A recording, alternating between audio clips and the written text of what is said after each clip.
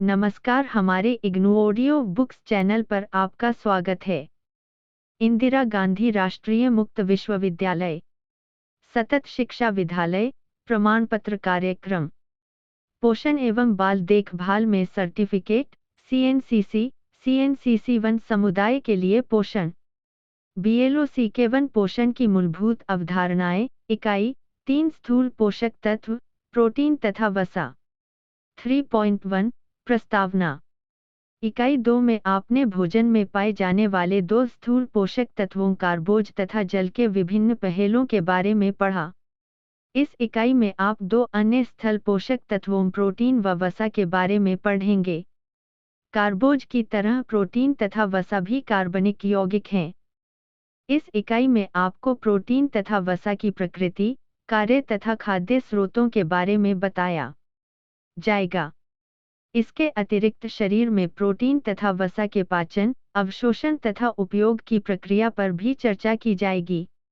उद्देश्य इस इकाई को पढ़ने के बाद आप प्रोटीन तथा वसा की रासायनिक प्रकृति बता सकेंगे, प्रोटीन तथा वसा के खाद्य स्रोतों की सूची बना सकेंगे, शरीर में प्रोटीन तथा वसा के कार्यों को बता सकेंगे और शरीर में प्रोटीन तथा वसा के पाचन, अवशोषण तथा उपयोग की प्रक्रिया का वर्णन कर सकेंगे। 3.2 प्रोटीन प्रोटीन भी कार्बोज की तरह एक कार्बनिक यौगिक है, किंतु यह कार्बोज से कुछ पहलुओं में भिन्न है। इसमें कार्बन, हाइड्रोजन तथा ऑक्सीजन के अतिरिक्त एक और तत्व नाइट्रोजन भी होता है। प्रोटीन को बनाने वाले नाइट्रोजन से युक्त मूल इकाई को एमिनो एसिड कहते हैं। ये एमिनो एसिड एक दूसरे से पेप्टाइड बंध द्वारा जड़े होते हैं। कई एमिनो एसिड आपस में जुड़कर श्रृंखलाएं बनाते हैं। प्रोटीन इन्हीं एमिनो एसिड श्रृंखलाओं से बने होते हैं, जैसे कि चित्र 3.1 में दर्शाया गया है। आपको यह जानकर आश्चर्य होगा कि सभी प्रकार के प्रोटीन लगभग 22 एमिनो एसिड से ही बने होते हैं। भोजन में कई तरह के प्रोटीन होते हैं, परंतु आश्चर्यजनक बात यह है कि किन्हीं 2 प्रोटीन की संरचना एक सी नहीं होती। इसका कारण यह है कि विभिन्न प्रोटीन में एमिनो एसिड अलग अलग अनुपात में तथा अलग अलग तरह से जुड़े होते हैं। अब प्रश्न यह उठता है कि क्या एमिनो एसिड शरीर में ही बनते हैं या दैनिक आहार द्वारा इनकी प्राप्ति होती है? वास्तव में कुछ एमिनो एसिड शरीर द्वारा निर्मित किए जा सकते हैं। यह एमिनो एसिड शरीर के लिए आवश्यक हैं, परंतु इनका आपके दैनिक भोजन में होना अनिवार्य नहीं है। इन एमिनो एसिड को अनावश्यक एमिनो एसिड कहते हैं। 8 अमीनो एसिड ऐसे हैं जो कि शरीर में निर्मित नहीं किए जा सकते, अतः इनकी जरूरत शरीर में दैनिक आहार द्वारा ही पूरी हो सकती है। इन एमिनो एसिड का आपके भोजन में होना आवश्यक है। इन्हें आवश्यक एमिनो एसिड कहते हैं। तालिका 3.1 में भोजन में पाए जाने वाले आवश्यक तथा अनावश्यक एमिनो एसिड की सूची दी गई है। चित्र 3.1 एमिनो एसिड प्रोटीन को बनाने वाली मूल इकाई है। विवरण के लिए स्क्रीन को देखें। आप सुन रहे ऑडियो लर्न इग्नू को। तालिका 3.1 आवश्यक तथा अनावश्यक एमिनो एसिड। आवश्यक amino acid isoleucine, leucine, lysine, methionine, phenylalanine, threonine, tryptophan, valine, histidine. Histidine केवल शिशुओं के लिए आवश्यक है। अनावश्यक amino acid alanine, asparagine, aspartic acid, cysteine, glutamic acid, glutamine, glycine, hydroxylysine, proline, serine, tyrosine, cysteine. याद रखिए, आवश्यक या अनावश्यक दोनों ही एमिनो एसिड शरीर के लिए महत्वपूर्ण एवं अनिवार्य हैं। भोजन में उपलब्ध प्रोटीन किस कोटि, क्वालिटी का है, इसका पता उसमें उपस्थित अनिवार्य एमिनो एसिड की संख्या तथा अनुपात पर निर्भर करता है। आप जानते हैं कि प्रोटीन पशुजन्य तथा वनस्पतिजन्य दोनों ही पदार्थों से मिलता है, किंतु पशुओं से प्राप्त खाद्य पदार्थों में प्रोटीन उच्च कोटि का होता है, क्योंकि उनमें सभी अनिवार्य एमिनो एसिड उचित मात्रा तथा अनुपात में होते हैं। वनस्पति से प्राप्त प्रोटीन युक्त पदार्थों में प्रायः एमिनो एसिड उचित मात्रा तथा अनुपात में नहीं होते, अतः इनमें पाया जाने वाला प्रोटीन निम्न कोटि का होता है। उदाहरण के लिए, अनाज में लाइसिन जो एक आवश्यक एमिनो एसिड है, कम मात्रा में होता है, तथा मिथायोनिन अधिक मात्रा में होता है, जबकि दानों में मिथायोनिन कम होता है तथा लाइसिन अधिक मात्रा में होता है। अतः आहार में अनाज तथा दाल को मिलाकर प्रयोग करने से प्रोटीन की कोटि में सुधार साया जा सकता है। इस प्रकार खाद्य पदार्थों का मिला जला प्रयोग करके वनस्पति स्रोतों से प्राप्त प्रोटीन की कोटि को बेहतर बनाया जा सकता है। यदि आप किसी भी क्षेत्र के पारंपरिक भारतीय दैनिक भोजन को लें तो आप पाएंगे कि अधिकतर भारतीय व्यंजन या तो अनाज और दाल से, या फिर अनाज और पशुओं से प्राप्त खाद्य पदार्थ या फिर इन सभी खाद्य पदार्थों को मिलाकर बनाए जाते हैं। उदाहरण के तौर पर अनाज तथा दाल के मिश्रण से बने व्यंजन जैसे डोसा, दाल चावल, या अनाज तथा पशुओं से प्राप्त खाद्य पदार्थ का मिश्रण लिया, वधग, अनाज तथा पशुओं से प्राप्त खाद्य पदार्थ से बना मछली भात आदि। याद रखें कि वनस्पति से प्राप्त खाद्य पदार्थों में थोड़ी मात्रा में भी पशुओं से प्राप्त साच पदार्थों को मिला दिया जाए तो ऐसे भोजन से प्राप्त प्रोटीन की कोटि पहले से अच्छी हो जाती है। खाद्य स्रोत: दूध और दूध से बने पदार्थ जैसे खोया, पनीर आदि। मांसाहारी खाद्य पदार्थ: मांस, मछली, अंडे, गिरीदार फल, मूंगफली, बादाम, काजू, अखरोट तथा दालें, चने की दाल, मसूर की दाल, मूंग की दाल, राजमा, सोयाबीन प्रोटीन के कुछ अच्छे स्रोत हैं। दालों में विशेषतः सोयाबीन में प्रोटीन काफ़ी मात्रा में पाया जाता है। तालिका 3.2 में प्रोटीन की अधिकता वाले कुछ साद्य पदार्थों की सूची दी गई है। तालिका 3.2 प्रोटीन की अधिकता वाले बाष्पवारे। विवरण के लिए स्क्रीन को देखें। प्राय यह देखा गया है कि एक आम आदमी प्रोटीन युक्त खाद्य पदार्थों का पर्याप्त मात्रा में सेवन नहीं कर पाता। इसका कारण है कि अधिकतर प्रोटीन युक्त खाद्य पदार्थों का महंगा होना। यदि आप पशुओं से प्राप्त खाद्य जैसे दूध, मांस, मछली, अंडों के वर्तमान मूल्य को देखें, तो आप पाएंगे कि यह अधिकांश पदार्थ बहुत महंगे हैं। इनमें दूध और अंडे हैं ऐसे पदार्थ हैं जो अन्य पदार्थों की अपेक्षा कुछ सस्ते हैं। आप जानते हैं कि पशुओं से प्राप्त खाद्य पदार्थ में प्रोटीन उच्च कोटि का होता है, इसलिए अगर संभव हो तो प्रत्येक व्यक्ति को अपने दैनिक भोजन में कुछ मात्रा में पशुओं से प्राप्त खाद्य पदार्थों को अवश्य सम्मिलित करना चाहिए। दूध ही केवल एक ऐसा पदार्थ है जिसका शाकाहारी और मांसाहारी दोनों प्रयोग करते हैं। यद्यपि 100 ग्राम दूध में केवल 3.2 ग्राम प्रोटीन होता है, फिर भी इसका प्रोटीन उत्तम किस्म का होता है तथा इसमें लाइसिन की मात्रा पर्याप्त होती है। यदि दाल रोटी युक्त भारतीय दैनिक भोजन में थोड़ी मात्रा में भी दूध या दूध से बने पदार्थ जैसे दही, पनीर मिला दिया जाए तो इस भोजन में प्रोटीन की कोटि पहले से बेहतर हो जाती है। अतः हमारे दैनिक भोजन में थोड़ी मात्रा में दूध अवश्य होना चाहिए। आइए अब हम वनस्पति से प्राप्त खाद्य पदार्थों की तरफ ध्यान दें। तालिका 3.2 के अनुसार दालें, गिरीदार फल व तिलहन प्रोटीन के अच्छे स्रोत हैं, परंतु ये भी काफ़ी महंगे होते हैं। इसलिए इन पदार्थों में दालें प्रोटीन का मुख्य स्रोत हैं। आपको यह जानकर आश्चर्य होगा कि वास्तव में भोजन में अधिकांश प्रोटीन हमें अनाज से ही प्राप्त होता है। किंतु अगर आप तालिका 3.2 को ध्यान से देखें तो पाएंगे कि अनाज का नाम सूची में नहीं है। इसका कारण यह है कि अनाज में प्रोटीन अधिक मात्रा में नहीं पाया जाता और न ही इसमें प्रोटीन अच्छी कोटि का होता है।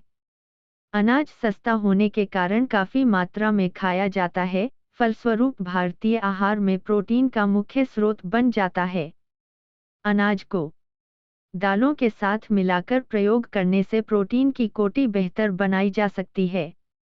जैसा कि आप पढ़ चुके हैं कि यदि संभव हो तो थोड़ी मात्रा में दूध भी भोजन में सम्मिलित कर लिया जाए तो भोजन में प्रोटीन की कोटि और भी अच्छी हो सकती है। बोध प्रश्न 1। अनाज से प्राप्त प्रोटीन की कोटि किस प्रकार बेहतर बनाई जा सकती है? 2। अपने भोजन में उपस्थित वनस्पतिजन्य तथा पशुओं से प्राप्त खाद्य पदार्थों के प्रोटीन के स्रोतों की सूची बनाइए तथा उनके मूल्य की तुलना कीजिए। कार्य: शायद आपको याद होगा कि बचपन में आपके माता पिता या बड़े बूढ़े आपको पर्याप्त मात्रा में दूध लेने के लिए जोर देते थे। उनका कहना था कि दूध शरीर की वृद्धि के लिए आवश्यक है। अब वयस्क के तौर पर और पोषण विद्यार्थी होने के नाते आप इसका महत्व समझ सकते हैं। आप जानते हैं कि दूध प्रोटीन का अच्छा स्रोत है और शारीरिक वृद्धि के लिए आवश्यक है। आइए शारीरिक वृद्धि में प्रोटीन की भूमिका और प्रोटीन के कुछ अन्य कार्यों के बारे में विस्तार से पढ़ें। प्रोटीन के कुछ महत्वपूर्ण कार्य निम्नलिखित हैं। 1. शरीर निर्माण तथा वृद्धि। प्रोटीन शरीर में नए ऊतकों के निर्माण तथा टूटे फूटे ऊतकों की मरम्मत के लिए आवश्यक है। इस प्रकार यह शारीरिक वृद्धि तथा शरीर के रखरखाव में सहायता करता है। बचपन से वयस्क होने तक लगातार वृद्धि के लिए भोजन में प्रोटीन का निर्यामत रूप से होना आवश्यक है। परंतु इसका अर्थ यह नहीं है कि वृद्धि के रुकने या कम होने पर प्रोटीन की आवश्यकता नहीं होती है। वयस्क होने के बाद भी टूटे फूटे ऊतकों को लगातार बदलना जरूरी होता है, जिसके लिए प्रोटीन की आवश्यकता होती है।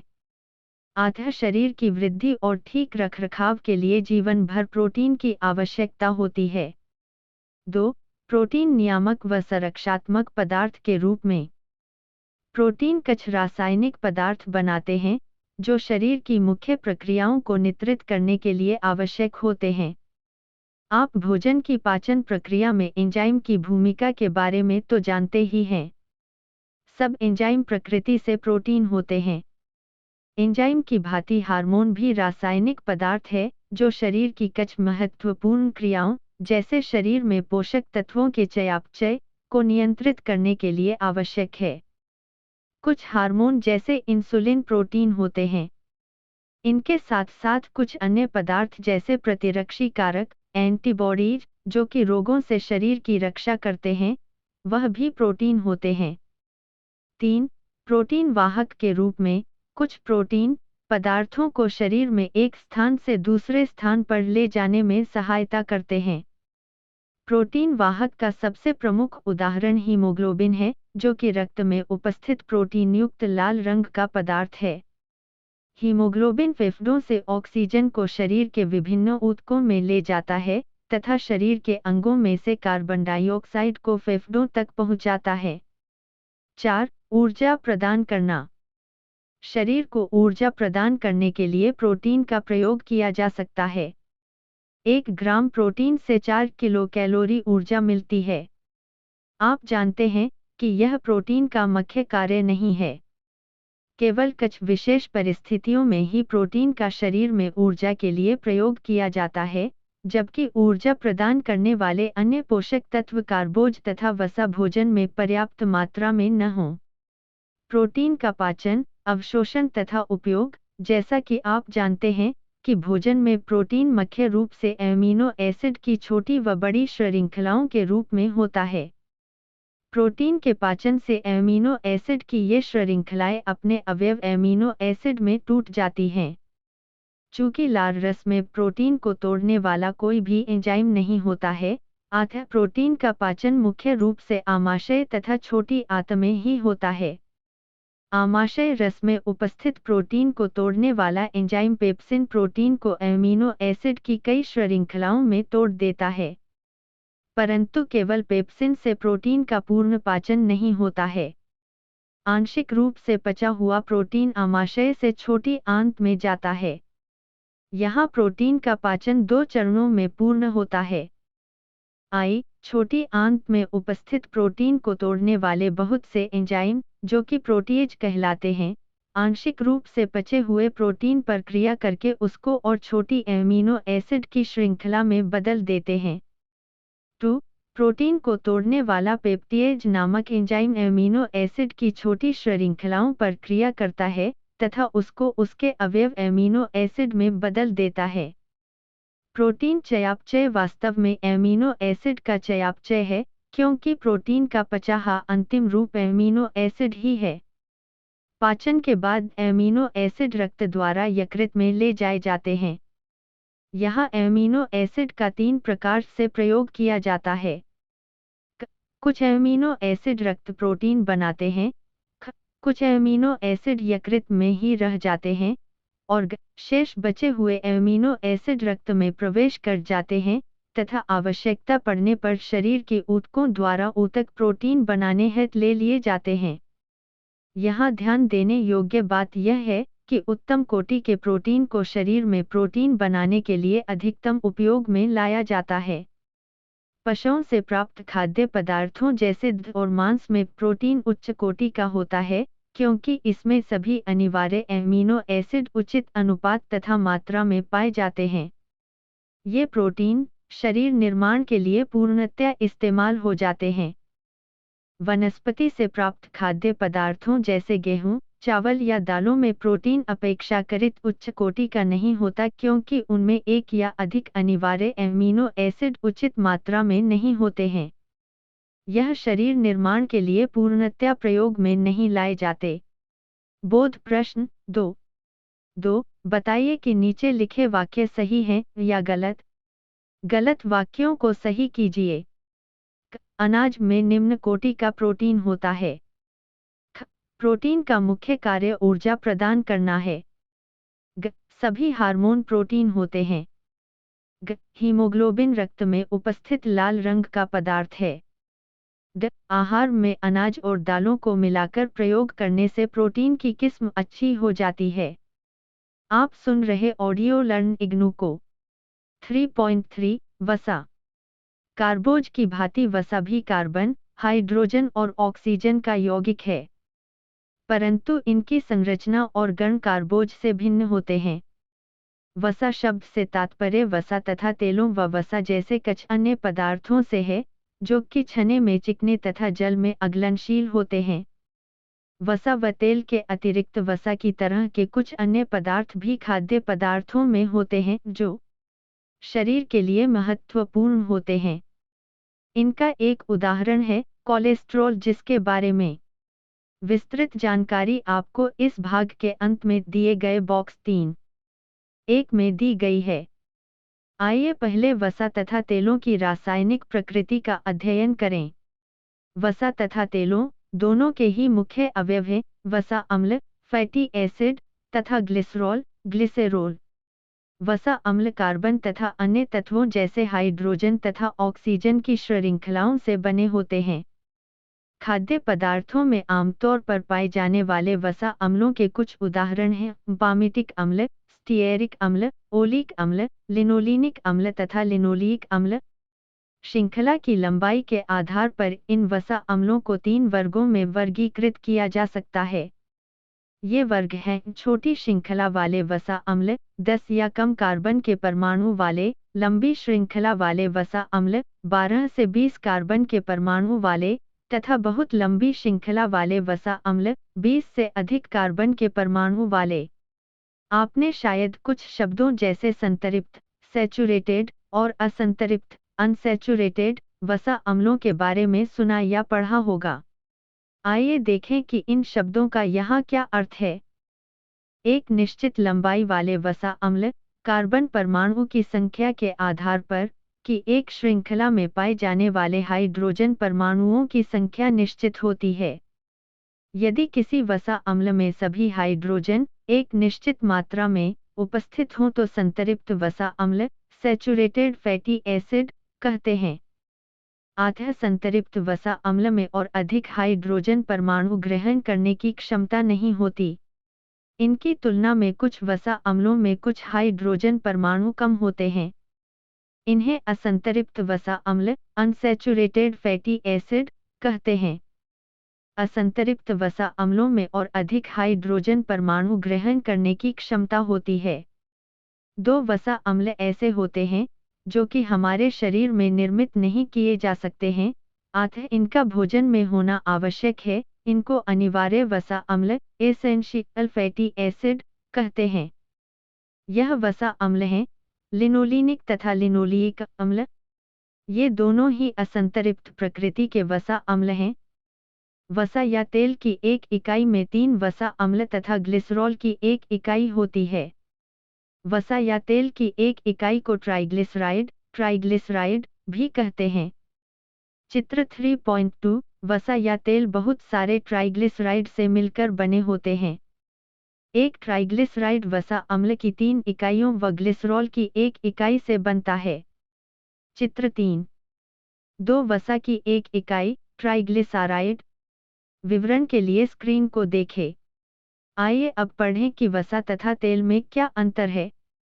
वास्तव में वसा तथा तेल दोनों ही प्रकृति से ट्राइग्लिसराइड है, परंतु वसा सामान्य ताप पर ठोस होती है तथा इसमें संतृप्त वसा अम्लों की मात्रा अधिक होती है, जैसे घी तथा मक्खन। तेल में असंतृप्त वसा अम्ल अधिक होते हैं तथा यह सामान्य ताप पर तरल रूप में रहते हैं, जैसे सरसों का तेल, मूंगफली का तेल। सामान्यतः वसा शब्द वसा तथा तेल दोनों के लिए प्रयुक्त किया जाता है। खाद्य स्रोत। वसा के मुख्य खाद्य स्रोत हैं वसा तथा तेल, जैसे घी, वनस्पति घी, सरसों का तेल, मूंगफली का तेल, सोयाबीन का तेल आदि। इनमें लगभग 100% वसा होती। वसा तथा तेलों के अलावा कुछ अन्य खाद्य पदार्थों जैसे दूध तथा दूध से बने पदार्थ, दही, पनीर, खोया, गिरीदार फल तथा तिलहन, बादाम, मूंगफली, नारियल, सरसों के दाने आदि, अंडे तथा मांसाहारी पदार्थों में भी वसा होती है। इन खाद्य पदार्थों को अधिक वसा वाले पदार्थ कहा जाता है। इनमें 8 से 50% तक वसा पाई जाती है। आपको यह जानकर आश्चर्य होगा कि उपरोक्त पदार्थों के अतिरिक्त लगभग प्रत्येक खाद्य पदार्थ जैसे अनाज, दालों, फलों इत्यादि में भी थोड़ी बहुत मात्रा में वसा अदृश्य रूप में होती है। भारतीय दैनिक भोजन में ये पदार्थ अधिक मात्रा में प्रयोग किए जाने के कारण काफ़ी मात्रा में वसा प्रदान करते हैं। तालिका 3 वसा की अधिकता वाले खाद्य पदार्थ। विवरण के लिए स्क्रीन को देखें। कार्य। वसा को स्वास्थ्य के लिए हानिकारक माना जाता है। संभवतः आपके विचार में वसा का संबंध मोटापे व जीवन को खतरे में डाल देने वाली बीमारियों जैसे दिल का दौरा से होता है, किंतु यह धारणा नकारात्मक है। भोजन में अधिक मात्रा में पाए जाने वाले पोषक तत्वों के रूप में वसा शरीर के लिए महत्वपूर्ण कार्य करती है। समस्या तब उत्पन्न होती है जब शरीर की आवश्यकता से अधिक मात्रा में इसे ग्रहण किया जाए। निम्नलिखित कायों को पढ़ने के बाद आप जान जाएंगे कि वसा हमारे शरीर के लिए क्यों आवश्यक है। वसा के कुछ महत्वपूर्ण कार्य हैं। 1. ऊर्जा प्रदान करना। वसा ऊर्जा का सांद्रित स्रोत है। 1 ग्राम वसा से किलो कैलोरी ऊर्जा प्राप्त होती है, जो 1 ग्राम कार्बोज या प्रोटीन से प्राप्त कैलोरी से 2 गुना से भी अधिक है। सामान्यतः वसा की थोड़ी सी मात्रा से ही शरीर की ऊर्जा की आवश्यकता की पूर्ति हो जाती है। अतिरिक्त वसा शरीर के विशेष ऊतकों में जमा हो जाती है, जिन्हें वसा ऊतक या एडिपोजूतक कहते हैं। इसका एक उदाहरण है उदर भाग में पाए जाने वाले ऊतक। 2. भूख से संतुष्टि। जब आप अधिक वसा युक्त खाना खाते हैं तो क्या होता है? आपको जल्दी भूख लगती है या देर से? वास्तव में आपने महसूस किया होगा कि ऐसी स्थिति में आप बहुत देर तक तृप्त अनुभव करते हैं तथा बहुत समय तक आपको भूख नहीं लगती है। इसका कारण यह है कि वसा आमाशय में देर तक रहती है तथा इसके पाचन में अधिक समय लगता है। इस प्रकार रेशे की भांति वसा भी भूख को तृप्त करती है। 3. शारीरिक अंगों की रक्षा। जैसा कि आपने पहले पढ़ा है, शरीर में वसा विशेष स्थानों पर एडिपोज ऊतकों में पाई जाती है। त्वचा के नीचे एकत्रित वसा की परतें अवरोधक का कार्य करती हैं तथा शरीर को गर्म रखती है। शरीर के कोमल अंगों जैसे हृदय या गुर्दे के चारों ओर वसा की परतें होती हैं, जो कि इन अंगों की चोट और घटकों से रक्षा करती है। 4. अनिवार्य वसा अम्ल का स्रोत। वसा अनिवार्य वसा अम्लों के स्रोत रूप में शरीर में कई महत्वपूर्ण कार्य करती है। 5. वसा विलय विद्यामन का वाहक। आपने शरीर में कम मात्रा में पाए जाने वाले पोषक तत्व विटामिन के बारे में पढ़ा है। विटामिन दो प्रकार के होते हैं, वसा विलय तथा जल विलय। वसा विलय विटामिन के वाहक का कार्य करती है, अर्थात वसा विलय विटामिनों को एक स्थान से दूसरे स्थान तक पहुंचाती है तथा शरीर में इनके अवशोषण में भी सहायता करती है। वसा ट्राइग्लिसराइड का पाचन, अवशोषण तथा उपयोग। पाचन प्रक्रिया में वसा अपने अवयवों, ग्लिसरॉल तथा वसा अम्लों में टूट जाती है। वसा के पाचन में जो दो एंजाइम सहायक होते हैं, वे हैं आमाशय रस में उपस्थित लाइपेस तथा अग्न्याशय रस में पाया जाने वाला अग्न्याशय माइपेस। एंजाइम की क्रिया के लिए वसा का जल में मिलना आवश्यक है, परंतु जैसा कि आप जानते हैं, वसा जल में अपलनशील है। इस कार्य में यकृत से निकलने वाला पित्त रस सहायता करता है।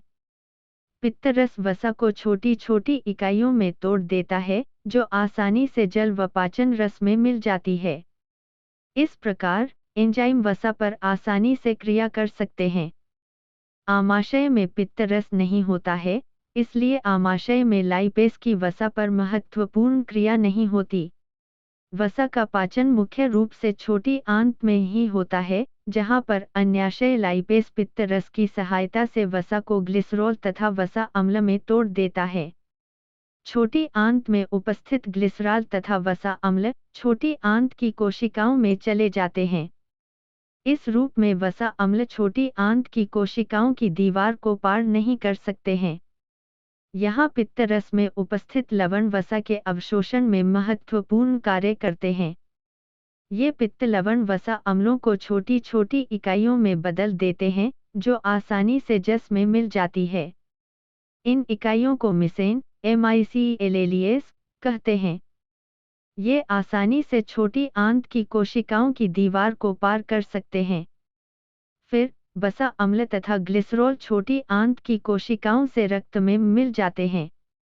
ये रक्त में सीधे नहीं मिलते हैं, बल्कि पहले ये छोटी आंत के रसांकरों के चारों ओर उपस्थित विशेष प्रकार की नलिकाओं, जिनको लसिका वाहिनी लिम्फ वेसल्स कहते हैं, में जाते हैं।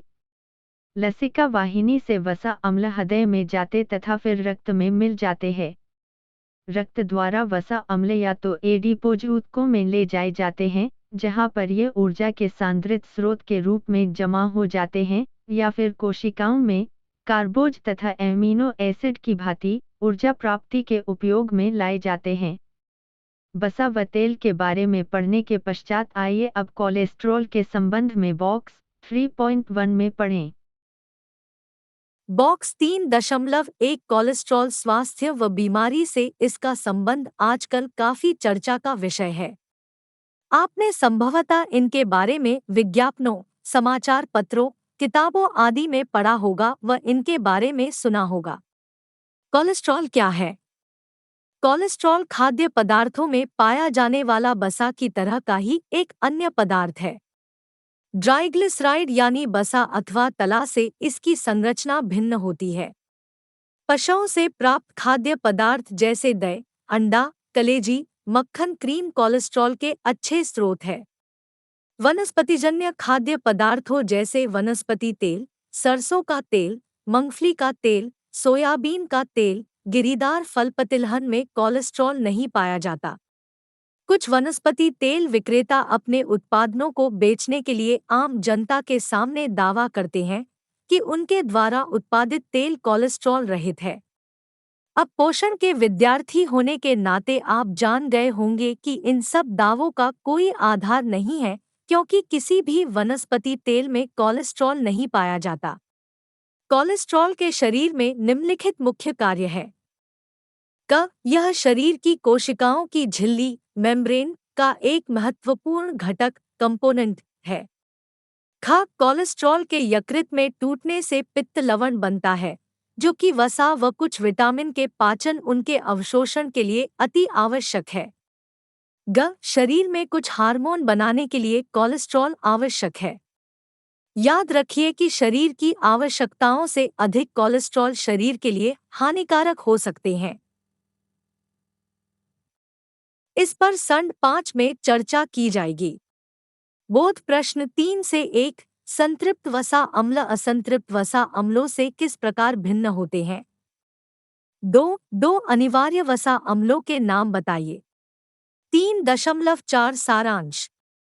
इस इकाई में आपने भोजन में अधिक मात्रा में पाए जाने वाले पोषक तत्व प्रोटीन तथा वसा के बारे में जानकारी हासिल की। आपने पढ़ा कि टाइम्स एमिनो एसिड प्रोटीन को बनाने वाली इकाइयां हैं।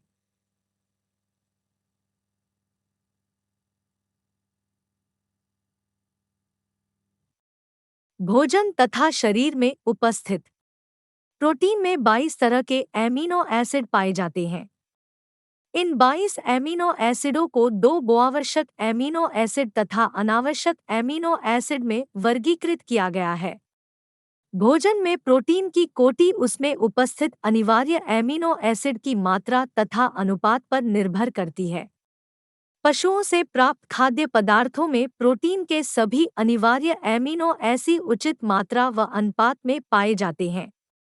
आटा वनस्पति से प्राप्त खाद्य पदार्थों की तुलना में ये उच्च कोटि के माने गए हैं। वानस्पतिक खाद्य पदार्थों को पशुओं से प्राप्त खाद्य पदार्थों के साथ मिलाकर प्रयोग करने से उनके प्रोटीन की कोटि बेहतर बनाई जा सकती है। उदाहरण के लिए अनाज और दालों या अनाज और दूध को मिलाकर प्रयोग करना। पाचन के बाद प्रोटीन एमिनो एसिड के रूप में परिवर्तित हो जाते हैं, जो कि अवशोषण के पश्चात शरीर में कई कार्यों के लिए प्रयोग में लाए जाते हैं।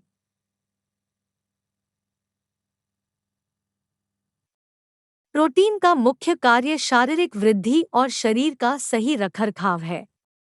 सभी ट्राइग्लिसराइड या वसा का मुख्य अवयव वसा अम्ल है। वसा अम्ल की कार्बन श्रृंखला में उपस्थित हाइड्रोजन परमाणुओं की संख्या के आधार पर वसा अम्ल संतृप्त या असंतप्त हो सकते हैं। एक ट्राइग्लिसराइड 3 वसा अम्ल तथा ग्लिसरान की एक इकाई से बनता है। पाचन प्रक्रिया के दौरान भोजन में उपस्थित ट्राइग्लिसराइड वसा अम्ल तथा ग्लिसरॉल में टूट जाते हैं। इस प्रकार पाचन के फलस्वरूप उत्पन्न वसा अम्ल ऊर्जा के सांद्रित स्रोत होते हैं। 3.5 शब्दावली। अनावश्यक एमिनो एसिड वह एमिनो एसिड जो शरीर में बनाए जा सकते हैं, अतः उनका भोजन में होना आवश्यक नहीं होता। आवश्यक एमिनो एसिड वह एमिनो एसिड जो शरीर में निर्मित नहीं किए जा सकते, अतः उनका भोजन में होना आवश्यक होता है। खाने योग्य भाग एडिबल पोर्शन। अधिकतर खाद्य पदार्थों में 2 भाग होते हैं, खाने योग्य व न खाने योग्य। उदाहरण के तौर पर पालक। इसमें न खाने योग्य भाग डंठल है और खाने योग्य भाग उसकी पत्तियां है। ट्राइग्लिसराइड वसा की इकाई जो कि 1 ग्लिसरॉल तथा 3 वसा अम्लों से बनी। वसा अम्ल कार्बन, हाइड्रोजन तथा ऑक्सीजन का कार्बनिक यौगिक। ये वसा अम्ल ग्लिसरॉल के साथ मिलकर वसा बनाते हैं। हार्मोन शरीर की कुछ ग्रंथियों के स्राव जो कि अपने विशेष कार्य करने के लिए रक्त द्वारा निर्धारित अंगों में जाते हैं। उदाहरण के लिए इंसुलिन अग्न्याशय द्वारा स्रावित हार्मोन है जो कि रक्त द्वारा निर्धारित अंग जैसे मांसपेशियों तथा एडिपोज ऊतकों में पहुंचता है। हीमोग्लोबिन रक्त में उपस्थित प्रोटीनयुक्त पदार्थ जो कि ऑक्सीजन को फेफड़ों से विभिन्न ऊतकों तक तथा कार्बन डाइऑक्साइड को ऊतकों से फेफड़ों तक ले जाने में मदद करता है। धन्यवाद, मिलते हैं अगले वीडियो में।